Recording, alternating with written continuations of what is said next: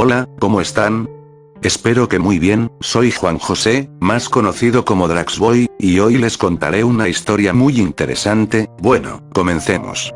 La verdadera historia de María Magdalena, la Iglesia Católica y el Priorato de Sion. Ahora les contaré primero la introducción. Los historiadores no pueden demostrar la autenticidad de la Biblia ni del árbol genealógico de Jesús.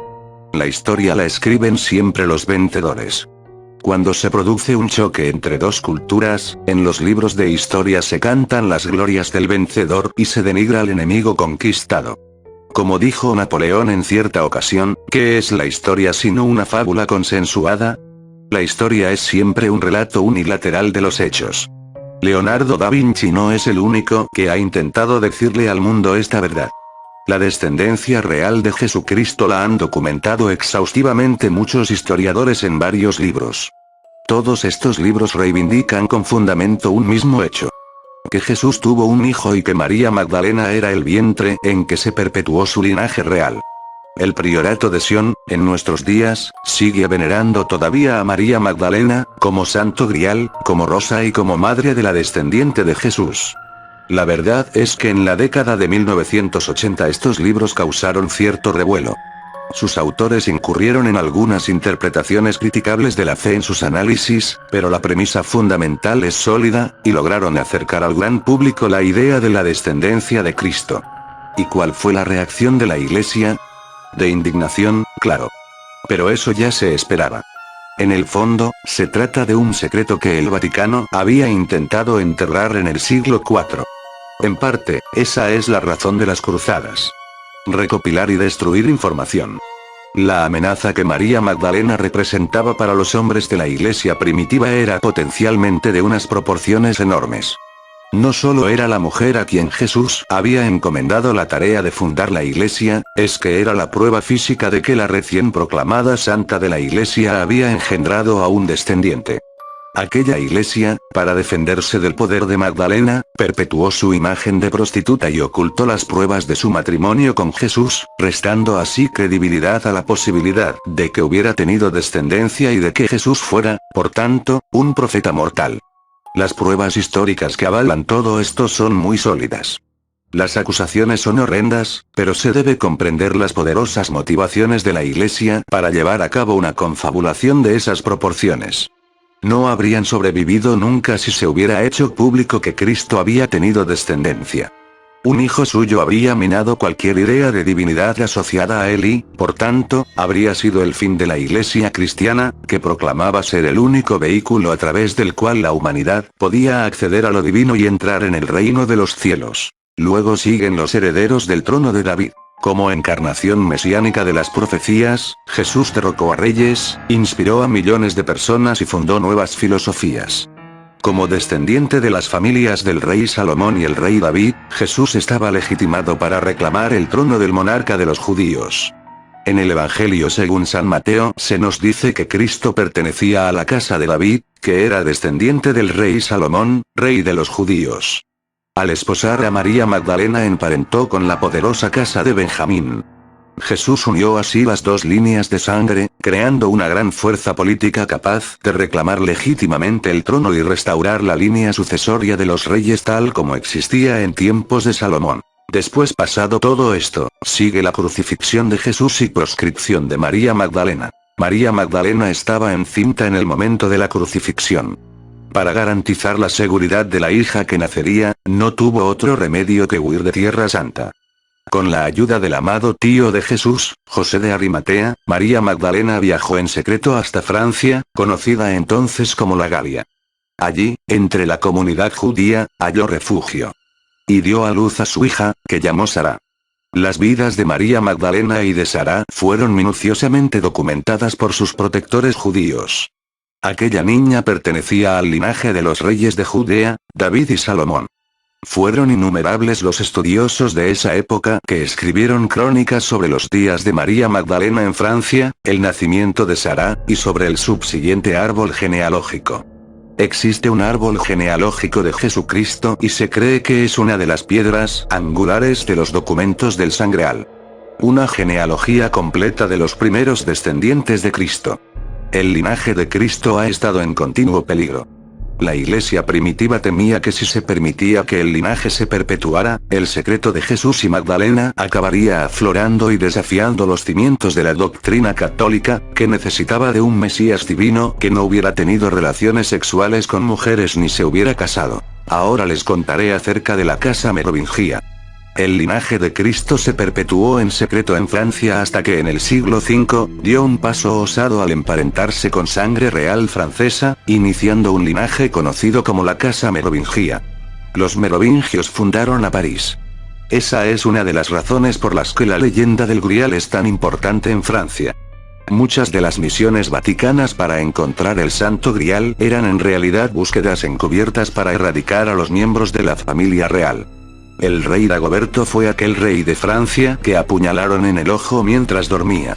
Finalmente asesinado por el Vaticano y por Pipino de Heristal, que estaban confabulados, a finales del siglo VII. Con el asesinato de Dagoberto la dinastía merovingia casi desaparece. Por suerte, su hijo, Sigeberto, logró escapar secretamente al ataque y perpetuó el linaje, que más tarde incluyó a Godofredo de Bouillon, fundador del priorato de Sion. Ahí es donde entramos a una hermandad secreta.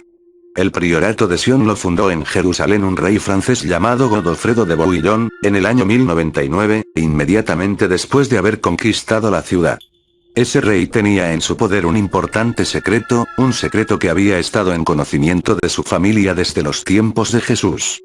Temeroso de que se perdiera a su muerte, fundó una hermandad secreta, el priorato de Sion, a la que encargó la misión de velar por él transmitiéndolo de generación en generación. Durante sus años en Jerusalén, el priorato tuvo conocimiento de una serie de documentos enterrados debajo de las ruinas del templo de Herodes, construido a su vez sobre otras más antiguas, las del templo del rey Salomón.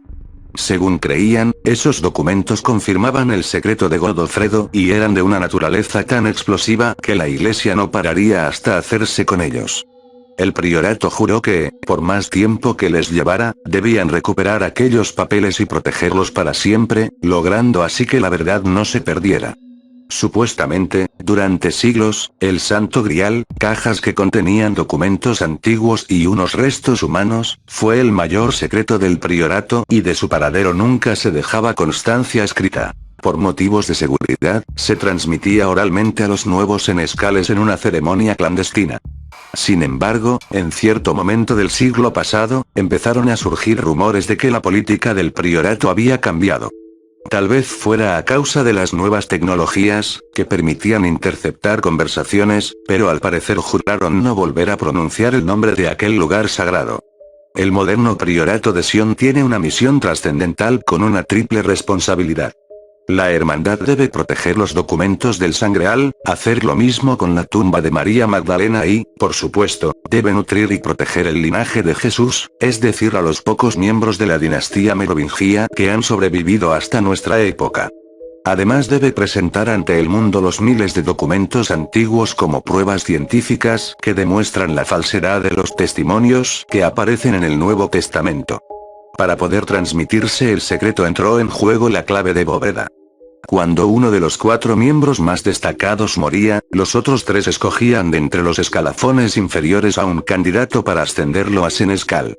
En vez de decirle dónde se escondía el Grial, le planteaban unas pruebas mediante las que debía demostrar al superarlas o no, si era o no merecedor de aquella dignidad. Ese tipo de pruebas estaban a la orden del día en las sociedades secretas. Las mejores conocidas eran las de los masones, y con ellas sus miembros ascendían a niveles más altos, si demostraban que eran capaces de guardar un secreto, y practicar una serie de rituales y pruebas de mérito que duraban años. Las pruebas eran cada vez más duras a medida que ascendía y si las superaba, el candidato alcanzaba hasta el grado 32º de la masonería. La clave de bóveda era una de esas pruebas. Si el senescal propuesto lograba abrirla, se hacía digno de recibir la información secreta. Los grandes maestres del priorato tenían también que haber sido prominentes figuras públicas con sensibilidad artística. Buena prueba de ello había quedado demostrado hacía unos años con el descubrimiento, en la Biblioteca Nacional de París, de unos papeles que pasaron a conocerse como los Dossiers Secrets. No había historiador especializado en los templarios, ni apasionado del Santo Grial, que no los hubiera leído. Catalogados bajo el código cuarto LM1-249, los dosieres secretos habían sido autenticados por numerosos especialistas, y confirmaban de manera incontrovertible lo que los historiadores llevaban mucho tiempo sospechando, que entre los grandes maestres del priorato estaban algunos de los personajes más cultivados de la historia como Leonardo da Vinci, Botticelli, Isaac Newton, Victor Hugo y, más recientemente, Jean Cocteau, el famoso y polifacético escritor parisino. La flor de lis, combinada con las iniciales PS, es la divisa oficial, el escudo de armas, el emblema de esta hermandad. Se llaman a sí mismos Priorato de Sion. Tienen su sede en Francia y atraen a influyentes miembros de toda Europa. De hecho, son una de las sociedades secretas activas más antiguas del mundo. Leonardo da Vinci presidió el priorato entre 1510 y 1519 en calidad de gran maestre de la hermandad. Los priores comparten como vínculo fraternal histórico, su fascinación por la iconografía de María Magdalena, a quien llaman la diosa, las deidades femeninas, el paganismo, y su desprecio por la Iglesia. La creencia en la divinidad femenina está muy bien documentada a lo largo de la historia del priorato. Es más que un culto. Son conocidos por ser los guardianes de un antiguo secreto, que los hizo inmensamente poderosos. Ya con todo lo sucedido, no era de esperarse que los caballeros templarios actuaran por el bien de María Magdalena. Bueno, sigue el Sancta Sanctorum, que en latín significa cámara sagrada. Se creía que los documentos que buscaba el priorato estaban enterrados en aquellas ruinas, bajo el Sancta Sanctorum o cámara sagrada. Durante casi una década, los 9 caballeros vivieron en aquellas ruinas, excavando en secreto entre los escombros. Al fin habían encontrado lo que estaban buscando. Sacaron el tesoro del templo y regresaron a Europa, donde su influencia pareció acrecentarse de la noche a la mañana. El Papa Inocencio II dictó una insólita bula papal por la que se concedía a los caballeros un poder ilimitado y se los declaraba una ley en sí mismos, un ejército autónomo, independiente de cualquier interferencia de reyes o clérigos, de cualquier forma de poder político o religioso. Con su recién adquirida carta blanca otorgada por el Vaticano, los templarios se expandieron a una velocidad de vértigo, tanto en número como en peso político, acumulando la propiedad de vastas extensiones de tierra en más de 12 países. Empezaron a conceder créditos a casas reales arruinadas y a cobrar intereses, estableciendo de ese modo el precedente de la banca moderna e incrementando aún más su riqueza y su influencia. Bueno, aquí llega el papel del Santo Grial. Durante más de 1000 años han circulado leyendas sobre este secreto. Toda la serie de documentos que revelan el secreto se conocen con el nombre de Sangreal. Godolfredo de Bouillon ordenó a los templarios recuperar estos documentos del templo de Salomón para demostrar los vínculos hereditarios de los merovingios con Jesucristo. El Sangreal tiene que ver con la sangre real de Jesús y María Magdalena. La palabra Sangreal ha evolucionado hasta formar un término más moderno, el Santo Grial. Se creía que el Santo Grial era un cáliz y una serie de documentos que revelan un oscuro secreto. Pero los documentos son solo la mitad del tesoro. Si esos documentos dieron tanto poder a los templarios, fue porque descubrían la verdadera naturaleza del Grial. Siempre se había creído que el Santo Grial era el cáliz en el que Jesús había bebido durante la última cena y con el que, posteriormente, José de Arimatea había recogido la sangre que le brotaba del costado en el momento de la crucifixión. Según el priorato de Sion, el Santo Grial no es en absoluto un cáliz. Aseguran que la leyenda del Grial, que afirma que se trata de una copa, es de hecho una ingeniosa alegoría. Es decir, que la historia del Grial usa el cáliz como metáfora de algo mucho más poderoso, incluyendo sus referencias simbólicas a la divinidad femenina. El Santo Grial fue probablemente el tesoro más buscado de la historia de la humanidad. Suscitó leyendas, provocó guerras y búsquedas que han durado vidas enteras. ¿No sería absurdo que hubiera sido un cáliz? De ser así, entonces habría habido otras reliquias que hubieran despertado un interés similar y hasta superior, como la corona de espinas, la cruz de la crucifixión, el título o inscripción INRI sobre la cruz, cosa que no ha sucedido a lo largo de la historia. Se creía que el Grial estaba en algún lugar indeterminado de Inglaterra, enterrado en una cámara oculta, bajo una de las muchas iglesias de la Orden del Temple, y que había estado ahí escondido al menos desde el año 1500. La época del gran maestro Leonardo da Vinci y que el priorato, para mantener en secreto sus valiosísimos documentos, se había visto obligado a trasladarlos muchas veces. Hoy en día los historiadores plantean que, desde su llegada a Europa procedente de Jerusalén, el Grial había cambiado de sitio en al menos 6 ocasiones. La última vez que fue avistado fue en 1447, cuando numerosos testigos oculares describieron un fuego que se declaró y casi destruyó los documentos, antes de que estos fueran trasladados en 4 enormes arcones, tan pesados que para moverlos hicieron falta 16 hombres. Después de aquello, nadie declaró haber vuelto a ver el Grial.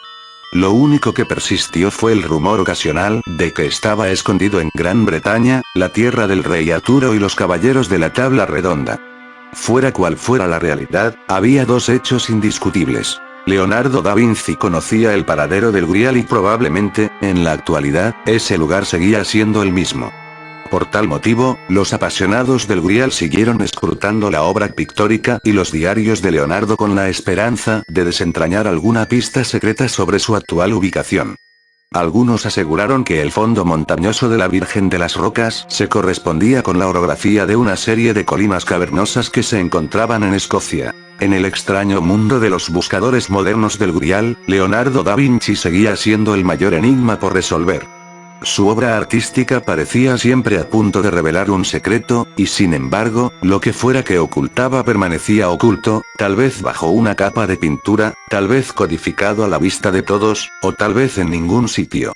Quizá la gran cantidad de atractivas pistas no fuera más que una promesa hueca dejada para frustrar al curioso y provocar esa sonrisa en el rostro de la Mona Lisa. Circulaba el rumor de que el priorato había jurado volver a trasladar a Francia al Grial, pero no había ninguna prueba histórica que indicara que eso había sucedido. E incluso en el caso de que la hermandad hubiera logrado traer el Santo Grial hasta Francia, el número 24 de la Rue Axo, junto a unas pistas de tenis, no parecía un lugar lo bastante noble para su definitivo descanso. El Grial simboliza a la diosa perdida. Las leyendas de las búsquedas caballerescas del Grial perdido, eran en realidad historias que explicaban las hazañas para recuperar la divinidad femenina. Los caballeros hablaban en clave para protegerse de una iglesia que había subyugado a las mujeres, prohibido a la diosa, quemado a los no creyentes y censurado el culto pagano a la divinidad femenina.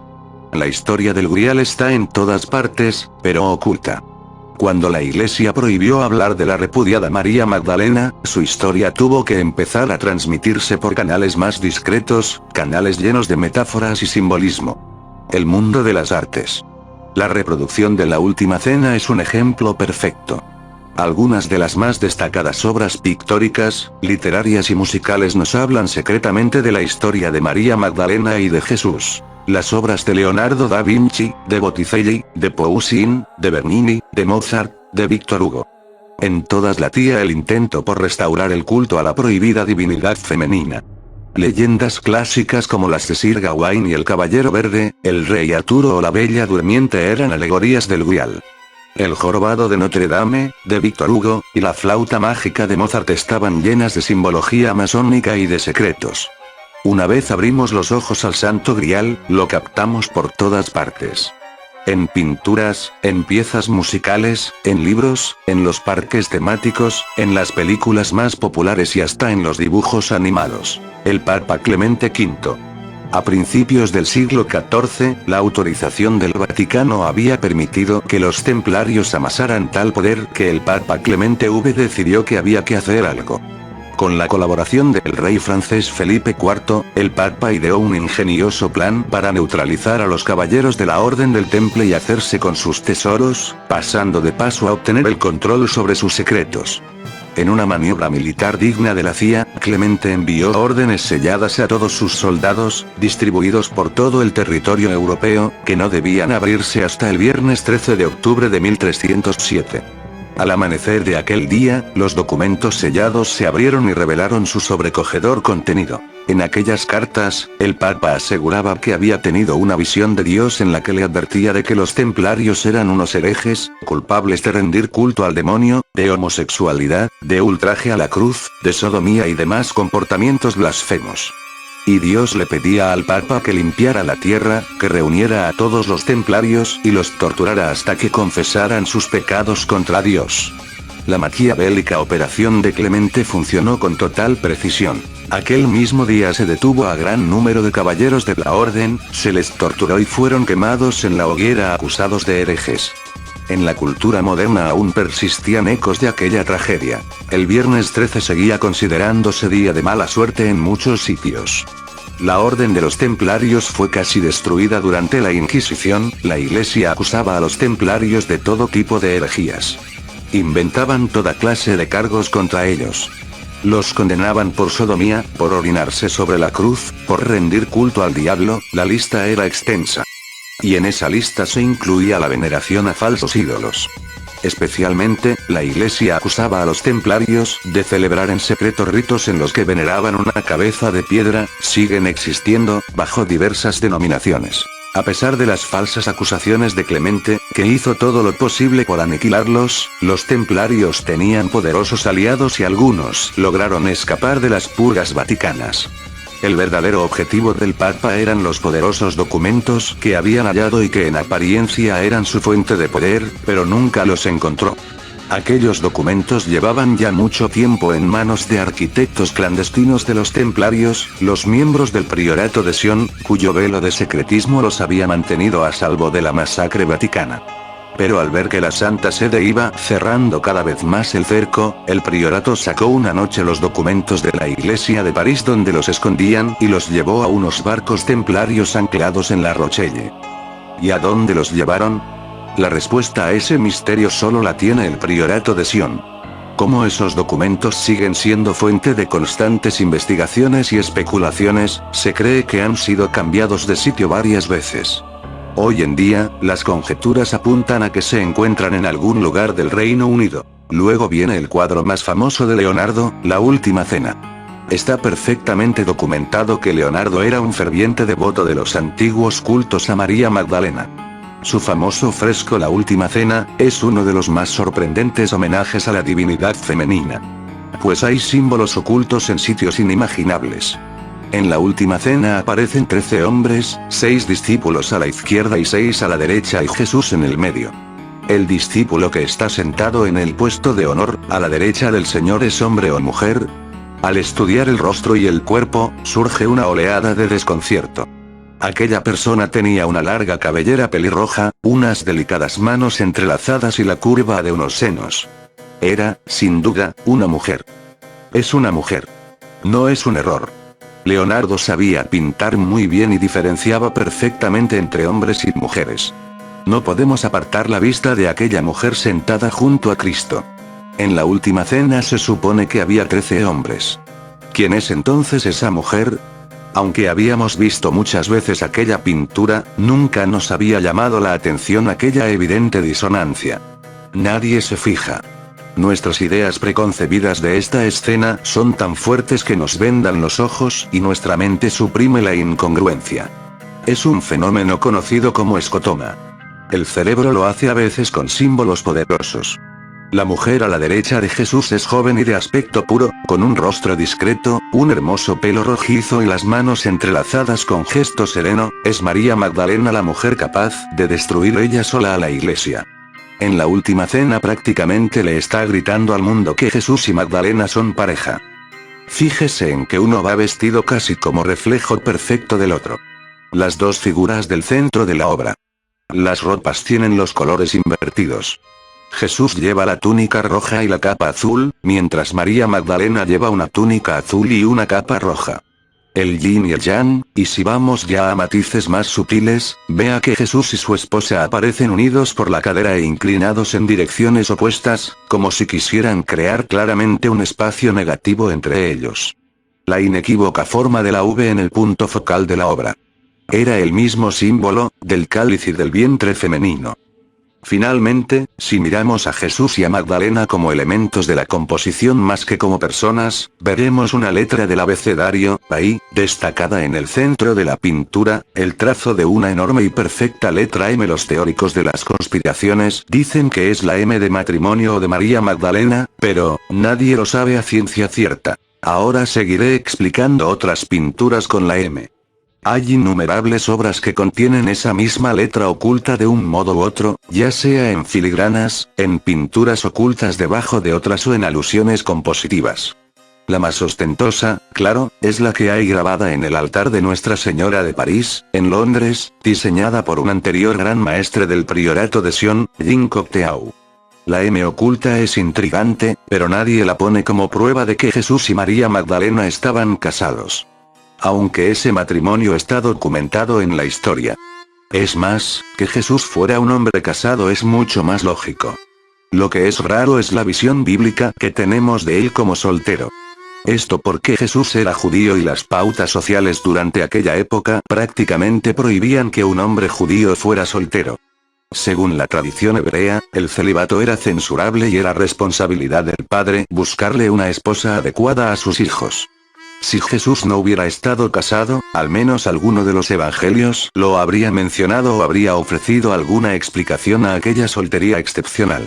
¿A que no se esperaban esta? Walt Disney entra aquí, postdata. No sabía que ese señor era tan viejo como para estar relacionado con este tipo de cosas, lol, bueno, sigamos. Había dedicado su plácida existencia a trabajar para transmitir la historia del Santo Grial a las futuras generaciones. A lo largo de toda su vida a Disney lo consideraron siempre como una versión moderna de Leonardo. Los dos se adelantaron mucho a su tiempo, los dos fueron artistas extraordinariamente dotados, miembros de sociedades secretas y notorios bromistas. Al igual que en el caso de Leonardo, a Walt Disney le encantaba incluir mensajes ocultos y símbolos en sus obras. Para el ojo entrenado del experto en simbología, ver alguna de las primeras películas de Disney era quedar sepultado bajo una luz de alusiones y metáforas. La mayor parte de sus mensajes trataban de la religión, de la mitología pagana y de las historias de la diosa sometida. No es casualidad que retomara los cuentos de la Cenicienta, la Bella Durmiente y Blancanieves. En las tres se trata el tema de la encarcelación de la divinidad femenina. Además, a nadie le hace falta saber mucho de simbología para entender que Blancanieves, una princesa que cayó en desgracia tras darle un bocado a una manzana envenenada, representa una clara alusión a la caída de Eva en el jardín del Edén. Ni que la princesa Aurora de la Bella Durmiente, Rosa, en nombre clave, y escondida en la espesura del bosque para protegerse de las garras de la bruja malvada, es la historia del Grial contada a los niños. A pesar de su imagen de seriedad corporativa, la factoría Disney ha mantenido siempre ese elemento fresco y desenfadado, y los creadores se divierten incorporando símbolos secretos a sus producciones. La Sirenita, por ejemplo, era un cautivador tapiz de símbolos espirituales relacionados hasta tal punto con la diosa que no podía ser obra del azar. El cuadro que decora el hogar submarino de Ariel no es otro que Magdalena Penitente, la famosa pintura de Georges de la Tour del siglo XVII. Un homenaje a la denostada María Magdalena, muy adecuado, por otra parte, teniendo en cuenta que la película resultaba ser un collage de 90 minutos con claras referencias simbólicas a la santidad perdida de Isis, de Eva, de Piscis, la diosa pez y, reiteradamente de María Magdalena. El nombre de la sirenita, Ariel, poseía estrechos vínculos con la divinidad femenina, y en el libro de Isaías era sinónimo de la ciudad santa sitiada. Estaba claro, además, que el hecho de que la sirenita fuera pelirroja tampoco era casual. Ahora aquí entra, François Mitterrand. Mitterrand fue un hombre osado. Se decía que el anterior presidente de Francia, que había encargado la construcción de la pirámide, tenía complejo de faraón. Responsable máximo de haber llenado la ciudad de obeliscos, obras de arte y objetos procedentes del país del Nilo, François Mitterrand sentía una pasión tan desbocada por la cultura egipcia que sus compatriotas seguían llamándolo la Esfinge. Un hombre del que se rumoreaba que se movía en círculos secretos, un hombre cuyo legado final a París fue la pirámide. Al final del túnel del pasaje Richelieu se encuentra el monumento más misterioso de París, concebido y encargado en la década de 1980 por la Esfinge en persona, François Mitterrand. Bueno, les explicaré tres aspectos muy importantes. En primer lugar, la pirámide. El nuevo acceso al Louvre se ha hecho casi tan famoso como el mismo museo. La polémica y ultramoderna pirámide de cristal diseñada por I.M.Pei, el arquitecto americano de origen chino, seguía siendo blanco de burlas de los más puristas, que creían que destrozaba la sobriedad del patio renacentista. Para sus críticos, la pirámide de Pei era como una uña arañando una pizarra. Sin embargo, también había admiradores que elogiaban aquella pirámide de cristal de más de 20 metros de altura y veían en ella la deslumbrante fusión de las estructuras antiguas con los nuevos métodos, un vínculo simbólico entre lo nuevo y lo viejo. Aquella pirámide había sido construida por deseo expreso de Mitterrand con 666 paneles de cristal, ni uno más ni uno menos, curioso empeño que se había convertido en tema de conversación entre los defensores de las teorías conspiratorias, que aseguraban que el 666 era el número de Satán. En segundo lugar, la pirámide inversa. El carrusel del Louvre, es un enorme círculo de césped rodeado en su perímetro por setos bien cortados. En la zona de césped del subsuelo horadado albergan los monumentos más atípicos de la ciudad. En el centro se hunde en la tierra como un abismo de cristal, la pirámide inversa hacia la zona subterránea del Louvre. La pirámide inversa o el cáliz es una enorme claraboya invertida que cuelga del techo como una estalactita en una sala grande contigua del sótano. Esta pirámide es un asombroso perfil triangular hecho de cristal, colgando desde las alturas a más de 2 metros del suelo. En tercer lugar, la pirámide miniatura. Justo debajo de la pirámide inversa, en el suelo de la sala grande, se ve una diminuta estructura, la pirámide miniatura de apenas 1 metro de altura. La única construcción hecha a pequeña escala en tan inmenso complejo. Ahora una incógnita que tiene a todos la intriga, ¿dónde se encuentra la tumba de María Magdalena? Iluminadas con la luz tenue del sótano, las dos pirámides se enfrentan y sus puntas casi se tocan. El cáliz encima, la espada debajo. La pirámide miniatura sobresale del suelo como la punta de un iceberg, como el ápice.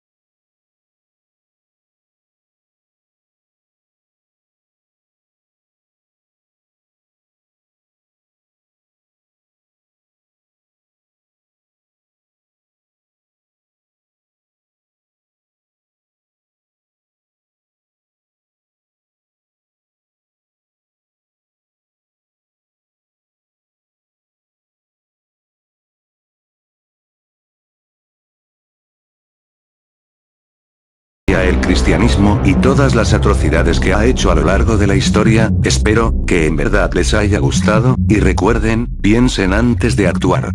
Hasta la próxima. Amigos,